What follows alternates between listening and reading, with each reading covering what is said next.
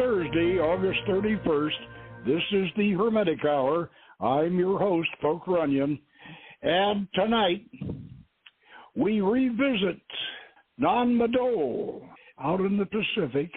And we'll have with us Lady Jo Carson and her consort, John. Now, we will recall our adventures in our favorite Lemurian jungle-shrouded lost city, way out in the Pacific Micronesia on Ponape Island.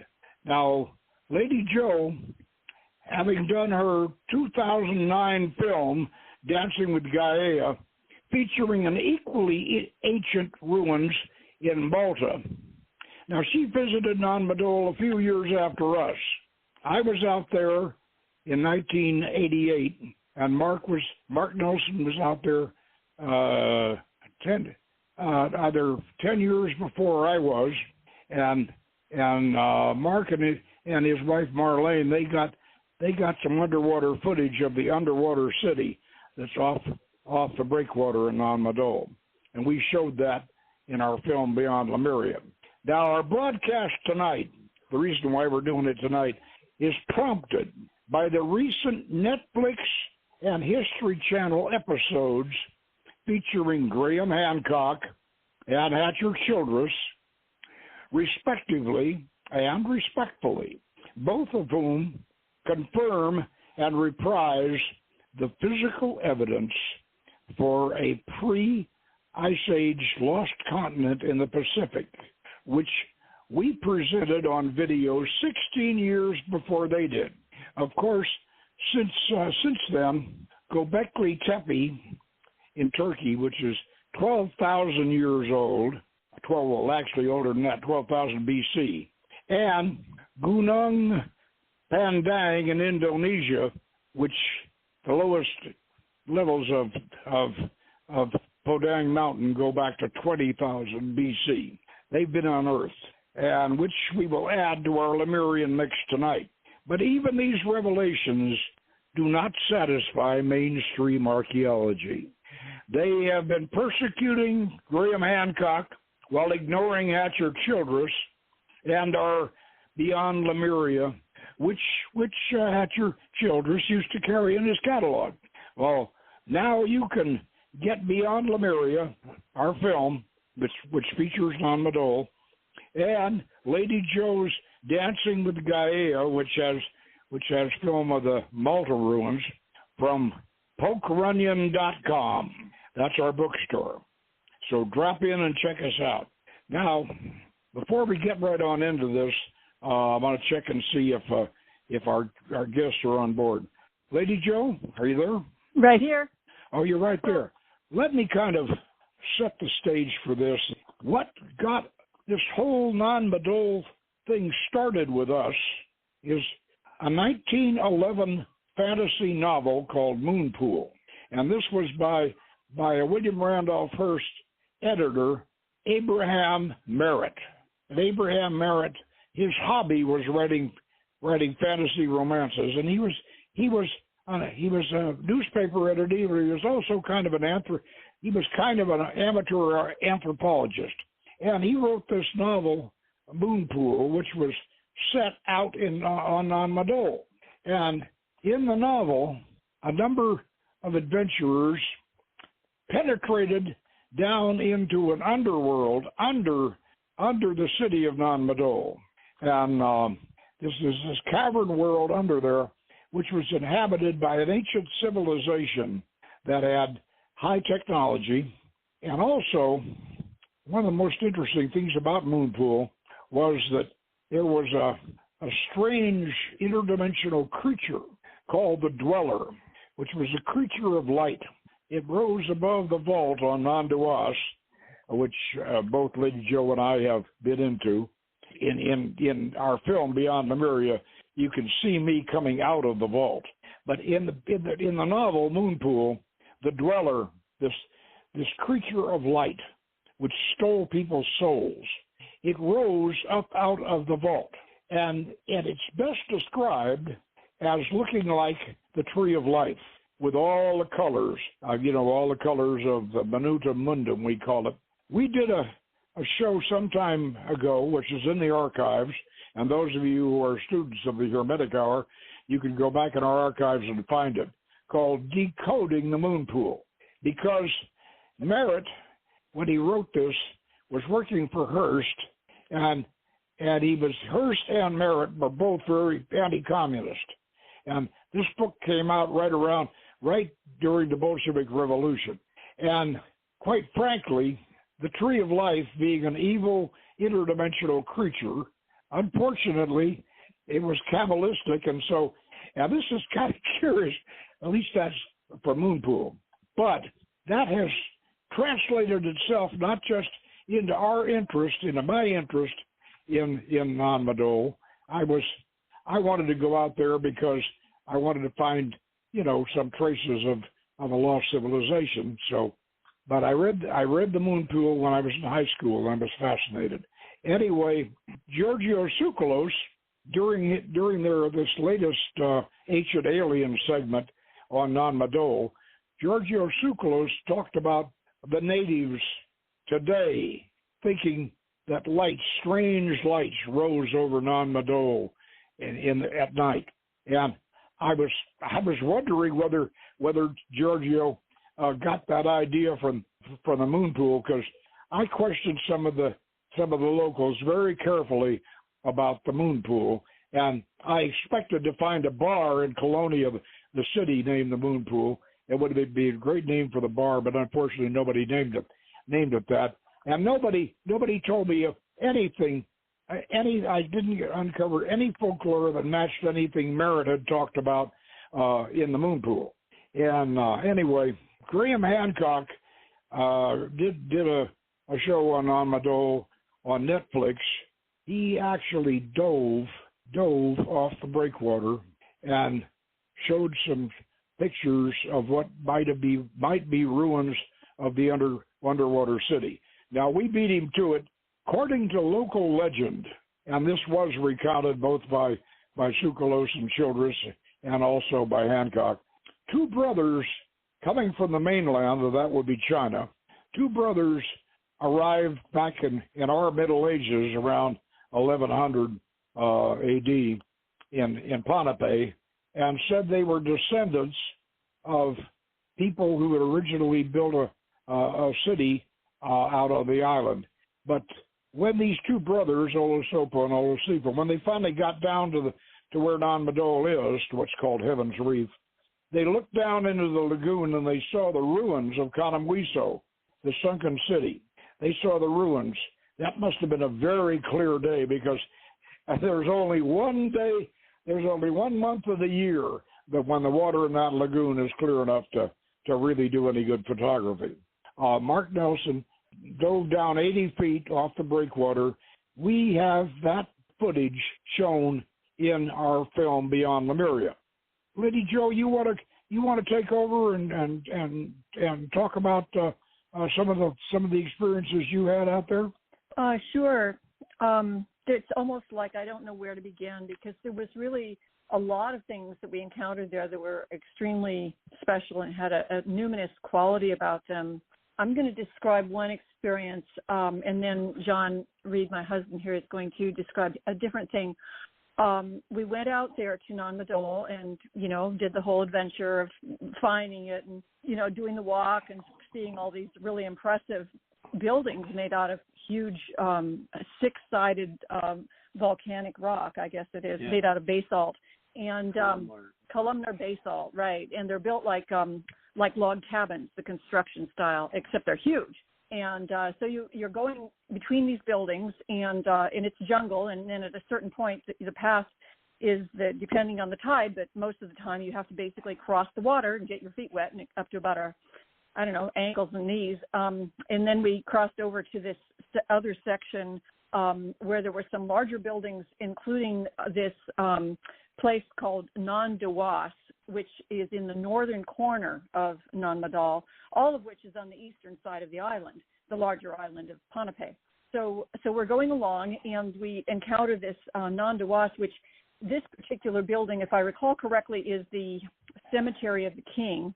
And the first person that greeted us there was the person that greeted us there claimed that he is the son or grandson, I'm not sure exactly, of the king, of the most recent king.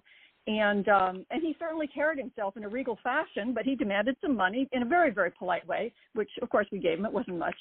And we talked with him for a while about, his family and those adventures, but we made our way further. We went into this area that had been the Tomb of the Kings, and it was very quiet, and, it had some soul about it, but it didn't turn out to be the most special thing about that place. After a while, we made our way out of it and went on around the building, the far corner.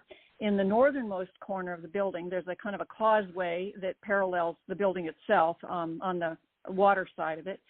And as you go along the causeway, there's these trees. Well, we had read on a map that had some additional information to just the map information about what's on Pohnpei, that the ancient people worshipped trees, among other things, and goddesses. And we kind of put that together and thought that would be interesting if we could find any evidence of this. And we had our senses up looking for it. And then we got to the far corner of this, sort of palatial structure, and we saw this one tree that was set off, and it had a large sort of flagstone area built around it. Clearly it was a special tree. And we looked at the tree, and the roots of the tree formed like, you would say that the roots looked like a woman's upper legs where they would meet the trunk of the body. And it was a very convincing sculptural presentation. And we thought to ourselves that if they were going to worship any tree, this would be a tree they would worship. We were completely convinced, and I am to this day, that was a very sacred tree to those people. And there was a reason why they had flagstones all around it in a circle right there next to the Palace of the Kings. So we took with us the Phytala, the sacred, the sun, moon, and tree amulet that's part of Feraferia. And we placed the Phytala on the tree in the expected place that you might expect to place something sacred. And took some photos and made some little offerings and sang the Kori prayer, which is a prayer of thanksgiving. And we were delighted to find it because it felt like a real sanctuary. It was a beautiful experience. Yeah. And John, you found a waterfall back in the jungle, right? Yeah, I guess we had heard a lot about. There's a number of sacred waterfalls on this island, and we had been talking with various people about different ones. And there's kind of a tourist track that's close to the road with a number of waterfalls. So you can, if you search the internet, you see pictures of them. Because people go there and take pictures. And then we were asking around if there was some that were more interesting, like that the local people would go to, and so they I forget who it was exactly who kind of caught our drift and said, "Oh, well, you should talk to this one." It was the lady at the hotel registry. Oh yeah. And she knew somebody. Yeah, she knew somebody, and this somebody had a vehicle, which is a good thing because it's way up on the mountain, and so he agreed to take us there, and so we drove way. I'm glad somebody else was. It's not like there's street signs or anything. But it's a series of dirt tracks going up in the jungle, and then we finally stopped in this one area and started to walk. And the trail was definitely washed out in places, so it was interesting to see. Am I going to end up at the bottom of this slide or not? But then we got to a very an interesting overhanging cliff.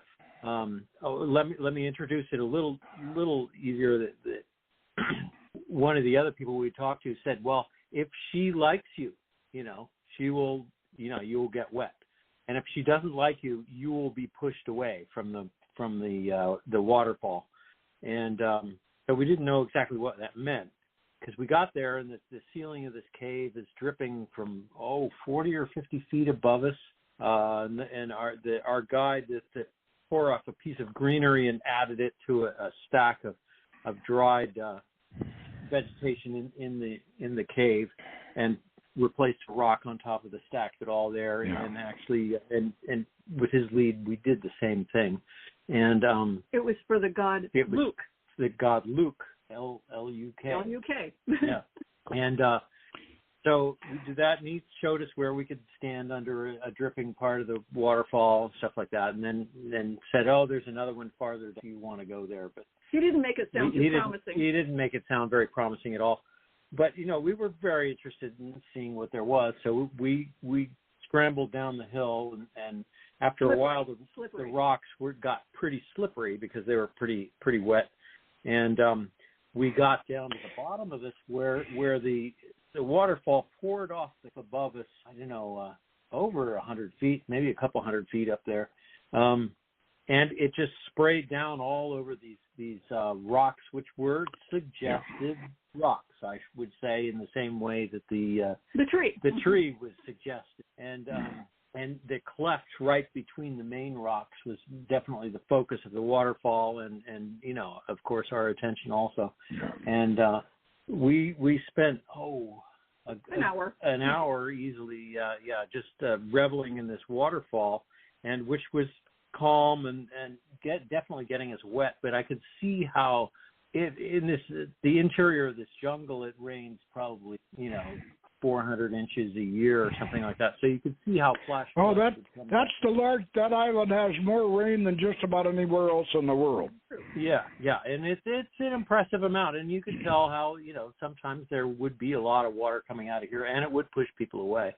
But we did not have that experience. And then when we were coming, after we were done there for a while, we were laughing. Yeah, we were laughing. Remember, this was a kind of a high. Like we were giggling because it was such an ecstatic experience. Yeah, I think ecstatic is the right term.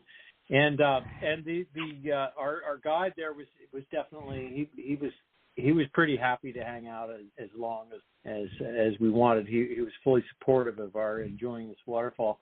And then when we finally went to leave and we retraced our pathway back to where his vehicle was, and a woman living in a nearby hut was all excited, like, "Oh, now maybe some tourists were going to leave some money behind." And he waved to her and said, "No, these people are not. They're appreciators as we are of the waterfall. It was a pilgrimage site, and it was a pilgrimage for us, really, I suppose." Yeah. So we did our quarter prayer there too. Anyway, yeah. So we did. So it was, all in all, it was a pretty interesting experience. I think I'd say that the people there are very, very close to the land, and that it was very intriguing to find that. Those people, everybody on that island has a title. They are so genealogically and heredity oriented that every single person on the island, they really, really know their genealogies, and they keep their lineages very, very straight. And and everybody has a title of some kind. Just to give you a joke about that, I was over there with a young lady who met the one guy on the island who did not have a title, and his name was Wilson. And of course, the islands really is basically part of America. They use our money, our post office, and of course the DEA crawls all over the island because they're growing a lot of marijuana back there in the jungle. And so we had the DEA out there, for quite a while. But the little girl that I took over there, they love American women. The boys do, the Micronesian boys, because they say that American women are hard to get, and Pohnpeian women are very complacent. So they really love American women. And that girl I took over there, everybody in Pohnpei goes to the Palm Terrace bar at around about 5 o'clock for happy hour. The president of Micronesia and his cabinet and everybody, including the head of the prison island, that's Ant Island, which is a little island right off the coast, and that's the prison island. It's called Ant, and the king of Ant Island. My little girlfriend was flirting with him, and I thought that might be a good idea in case we happen to get arrested. It was good that she was making up to the King of Ant Island.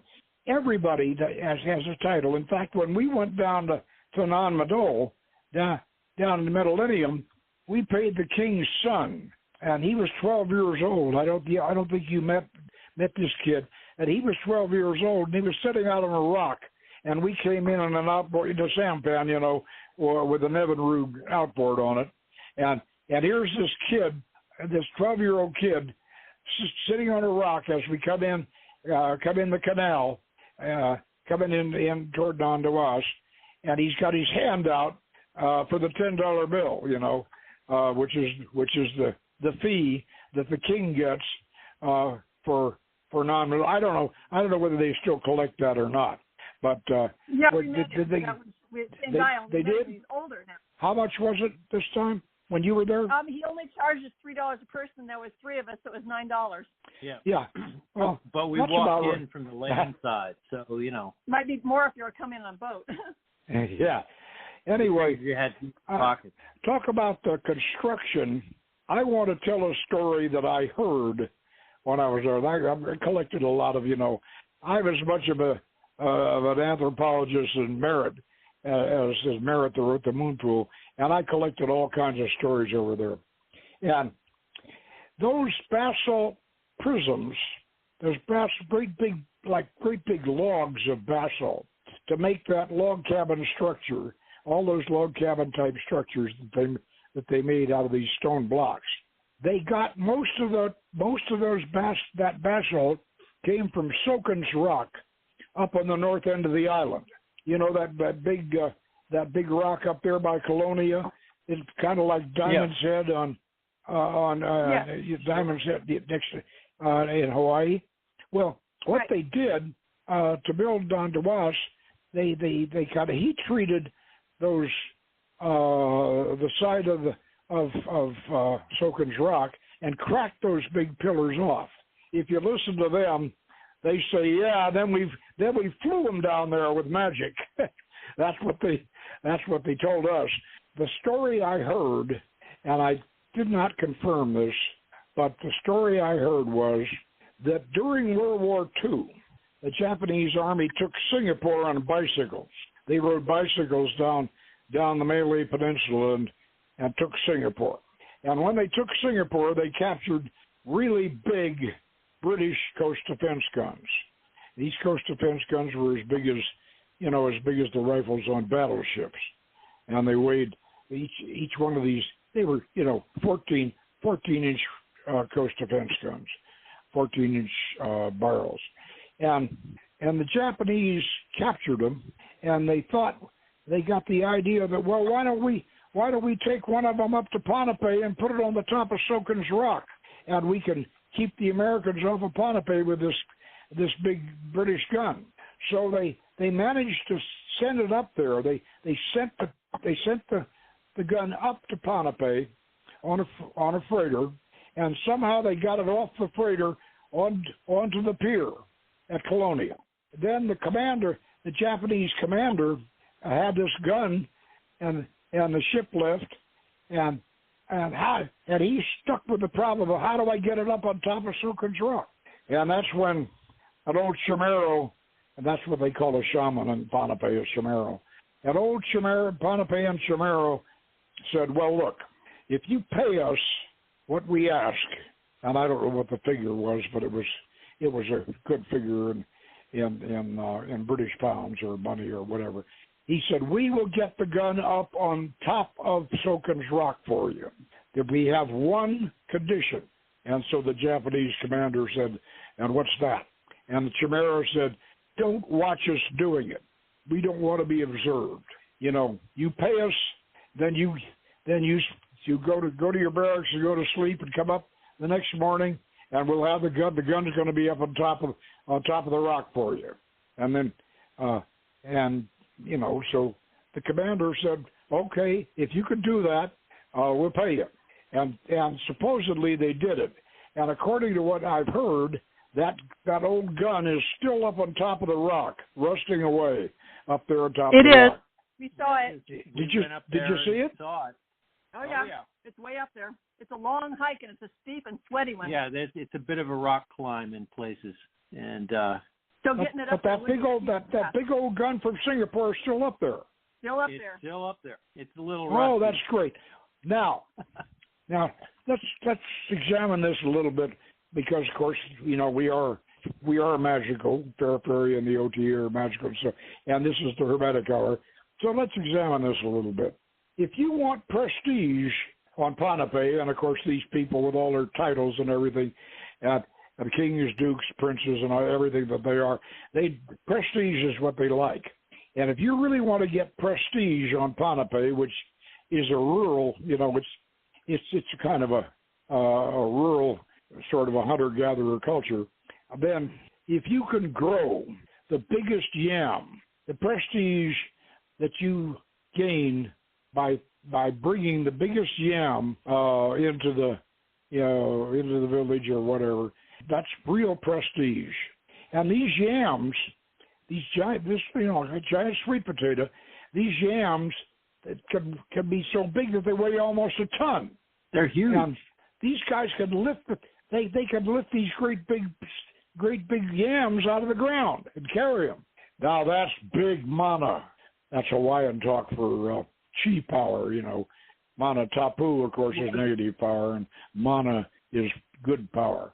Boy, it takes big mana to lift a yam like that, and it must have taken mana to grow. How much mana did it take to get that gun up on top of the rock? Oh, serious. Yeah, big mana, very serious mana. That's why the Chamorro didn't want the Japanese looking at him.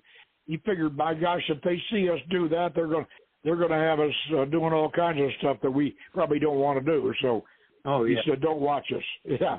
Anyway, that may be really how they built madol, with just plain magical human strength. Now, I want to mention something else while we're on the subject here. I said earlier that Graham Hancock and Hatcher Childress and Georgie Sokolis and all those guys, they have been, ever since Göbekli Tepe was discovered, and that was back in 2000, I think it was about 2010 or something that they dug that up in Turkey. This Gunung Padang in Indonesia, that was several years later. But what these ancient ruins, and antediluvian, in other words, before the flood, these ancient ruins, both Göbekli Tepe and Padang Mountain in Indonesia, they have virtually proved that there really was an ancient Ice Age civilization, because the sea level was, in some places, 400 feet deeper down the bottom. So many of these pre-Diluvian, antediluvian cities of this ancient civilization are underwater. And Kanamwiso, off the breakwater in Nandual, supposedly it's about 200 feet down. We got some pretty good video that Mark took that we have on the film. We got some footage at 80 feet. And Graham Hancock has some also in his Netflix series. I did some pre-diving off the breakwater, and I saw one of those pillars, one of the ones that Graham Hancock has photographed when he was underwater. And I saw that when I was out there. I didn't get a picture of it because I didn't take the camera down with me, but I saw it, one of those Kanamwiso pillars. And the two brothers, Olusopa and Olusepa, that came over from the mainland, they looked down into the water and they saw the ruins, and then they mobilized the Pohnpeians to build Don Madol in honor of Kanamwiso, the city sunken right under Don Madol. And this is an Ice Age city. Now, could have been started 20,000 years ago, although Don Madol itself was built much later. However, Graham Hancock has covered all this in his 2015 book, Fingerprints of the Gods, and Hatcher Childress has written several books on it. And Hancock has just been pilloried by the so-called scientific experts, like that Schumer guy that edits the Skeptic magazine.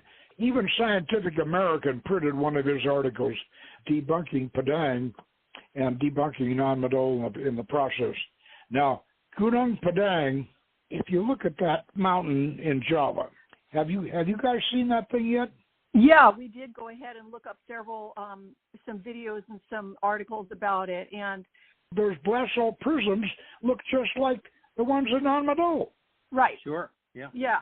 They sure do. Basalt does make that shape, but the thing that I was noticing, though, was that they had placed them into a very clear oval. The shape was like an enclosure, and there was no question. It was a very clear enclosure, and it wasn't, like a kind of a random happenstance of rocks that just happened to fall. Oh, yeah.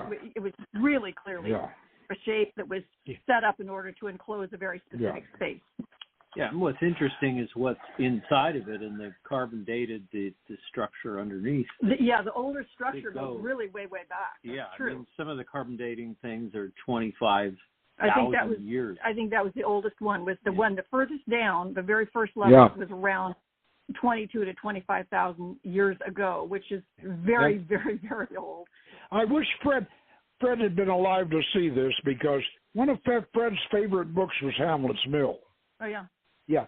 Now, when did de Santa Anna and Van Decken postulate that the zodiac was created? Well, no, there's a question. Yeah, just about the time they started work on the lowest level in Mount Padang, when de Santa Anna and Van Decken said that the zodiac was born. Interesting. You've got a copy of Hamlet's Mill. Inside the end papers, you'll have a timeline on the zodiac. Check it out. I think you'll find it's about 22. Yeah. I'll look for that. But I'm trying to clarify. I have a question which I think is important for people to understand. We generally think that the Ice Age ended around 11,000 before the Common Era, I believe. But when did it start? When did it start? When did the Ice Age start, the most recent Ice Age? I think it started before 20,000 BC. Oh, yeah. So you're saying it lasted a good long while. That actually these things were going on while the Ice Age was going on? Yes, because it trapped the water. They were able to build these. If you see that Netflix series that Hancock has, they show there was a continent, Java and the Malay Peninsula and Southeast Asia were all one continent. Connemwiso off the breakwater, 200 feet down. And the reason why I know that is that the Australians, an Australian team, and I've heard this from several people out there on the island, and one of the archaeologists from the University of Oregon told me this. There was an Australian diving crew back in the 1950s that actually did that dive. They actually dived, they got down 200 feet, and they got underwater photographs of Connemwiso, 200 feet down. That underwater footage has been totally suppressed. The suppression of this evidence is gone on too long. Unfortunately, that really is. Of course, I'm way too old for scuba now, and I think Hatcher is too. And I don't know about Giorgio. Maybe he could get a pair of doubles on, but that's a mixed gas dive, and that's dangerous. A mixed gas dive is dangerous, but somebody has got to do that Connemwiso dive. Now that we're no longer suppressing this stuff, because that Australian footage, and I asked Gordon White about it, because he knows a lot about it, and he said he'd heard about it too. It's buried somewhere, or it's been destroyed. That Australian footage is like the Bimini Road, the footage on the Bimini Road. They don't want to realize that it's real. I almost got kicked out of an anthropology class for even mentioning it. I mentioned the Bimini Road, and the instructor just almost threw me out. Well, here's an idea. This is crazy. Our friend Patricia Ancona just got certified for deep water diving. Keep that in your bonnet. You have? Patricia Ancona. No, not me. Patricia Ancona. Our fair I don't think Pat's in any shape to do it. She just got certified for deep water diving. She did. Isn't that crazy? Well, so she's a candidate. Oh, I didn't promote this show to promote another non-madol expedition, but if you guys want to work on it, okay. I'm not going to dive, but I'll. Now actually with technology, we could there's probably some robotic ways to get some cameras. Well, that's exactly what Giorgio Tsoukalos tried to do. He tried to do it with drones. He took his drones and he tested them up around Colonia, and he said they worked fine. But he got both his drones down to the breakwater, down to Conomuiso, and he put them in the water, and they started getting so much magnetic interference, he claimed, that they didn't work. And so he didn't get any decent footage at all. I don't know whether he was just making an excuse or not. They did some very good CGI showing all kinds of blue light coming out of the out of the prisms on the breakwater, but I don't think that proves anything. That just proves they got good CGI capability. Right. But yeah, we're both visual effects world. I sent a copy of our abstract on this show to Childress, and I hope maybe we could get Prometheus Productions off their tails and get some divers out there that are willing to do that dive and actually get down there and show us what those structures look like. That's one of the purposes of this show. If they won't do it, maybe we can do it. Yeah, well, Patricia's going to be going down, like maybe this coming weekend. She's going down pretty soon to some pretty deep water locations, I think around the 150-foot depth, with a group of friends that are going to be going down in the southern part of the Bahamas, I believe. I can't tell you the exact area. Having been certified myself, 100-foot free ascent is part of what you have to do. There's a lot of difference between 100 feet and 200 feet. You down 200 feet, that pressure is doing things with the nitrogen in your bloodstream that you don't even want to think about. and that's why, like I say, I don't even think I could stand up with a pair of tanks now. I'm certainly too old to do it. But it needs to be done. But this Padang thing, those chambers under that mountain, they need to be gotten into, because, quite frankly, I believe that any people capable of building something like that probably have some system of writing. And if we can get down into those chambers, we could probably find some written records, I would imagine. And, of course, we've all been trying to get through Zawi Hawass and get down under the Sphinx. We all want to do that, but Zawi Hawass won't let us. What else can we think of to add to this? Well, it's interesting thinking about Ice Age cultures living in the Pacific, and just because there was such different land there, and actually during some of the research for the show, we discovered that there was a PhD student who up in British Columbia. They found evidence of an old civilization there, and they were looking at the remains of a place where they had, they had a lot of tool making, and then they had a place where they had remnants of fires, which was kind of fortunate because that resulted in a coal there that they could carbon date, and the carbon dating on it. I want to get the figures right. I believe it was 12,000. Yeah, BCE. BCE. Yeah. So that's pretty. That's 3 times as old as pyramids. Yeah, easy. So and this was a fishing society, hunting gathering, but they, maritime cultures are very mobile, and they're very adept at moving around. Something Graham Hancock pointed out, and I think we should really think about it. The skeptics, of which, of course, that Schumer and the Skeptic magazine, and the anthropologists want to defend their position because they're still into Marxist Darwinianism, and the idea is everything has to evolve from the simple to the complex. And not at all. Yeah. And if you dare to utter the A word, then you're talking about something much more complex than simple in early history. And therefore, the A word is politically incorrect for these people. You lose your tenure if you're an academic if you say the A word.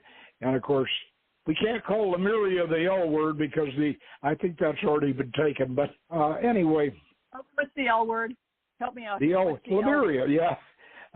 But we can't mention these things. They're politically incorrect from the archaeological point of view because most American and British archaeologists are Marxists. The Atlantis and Lemurian theories go completely against Marxist archaeology, completely. Well, and you're so probably right therefore, about that. They're dead set against it. I found that out when I was in anthropology. As I said, I almost got thrown out by a class for mentioning the Bimini Road. And I dared to suggest that we create an anomaly bureau so we could stop these people from throwing stuff over their shoulder in digs. You know, somebody finds something in a dig, something in a culture layer that looks like more advanced than the culture, and they destroy it. They get rid of it. Oh, that's an insertion, they say. You know, these people have been suppressing. Well, it rocks the boat. They've been suppressing evidence of these antediluvian civilizations. And Joe, you've been in the Hypogeum. I have. That's an impressive place. Yeah, that is antediluvian. Yeah, I think it's around 3,500 BCE, which wouldn't be quite antediluvian. I'm pretty sure that they've dated that pretty clearly. It's a really impressive place, and it's insanely old, but not quite antediluvian, right? I mean, I'm not sure exactly when the deluge is supposed to happen. You tell me. Very old. I think we could kind of wrap it up. Anyway, let's pursue this idea of getting somebody to do the dive out there. All right. And I think that's a good idea. Thanks so much for calling in, and take a look at that that Hancock's Netflix series. I think you'll find that interesting. Okay. All right. Sounds good. And for those of you listening out there, we got a quid pro quo on all the information we gave you. And that quid pro quo is this. We have a film which has footage of Don Madol and has footage of the top end of Conomuiso, underwater footage, and it's in Beyond Lemuria. And you can get that, and you can get Joe. You show the Hypogeum briefly on you've got some Malta footage on Beyond on Dancing with Gaia, right? Right. I have footage of a number of places in Malta. Photo that I took inside the Hypogeum, but I can't recall exactly right now what's in there because it was a while ago that I made it. But there's a lot of fascinating footage of the goddess. You know, I know you've got a lot of Malta footage on there. Dancing with Gaia and Beyond Lemuria are both available from pokeronion.com. That's our bookstore. Take our word for it. We beat Hancock and we beat Childress and Tsoukalos, the non-Madol. And we got there first, and we want you to share it. We want to share it with you. So thanks again, Joe and John, and we'll follow up on this. And anyway, see you all next week. And until then, good magic. Good magic. Good night.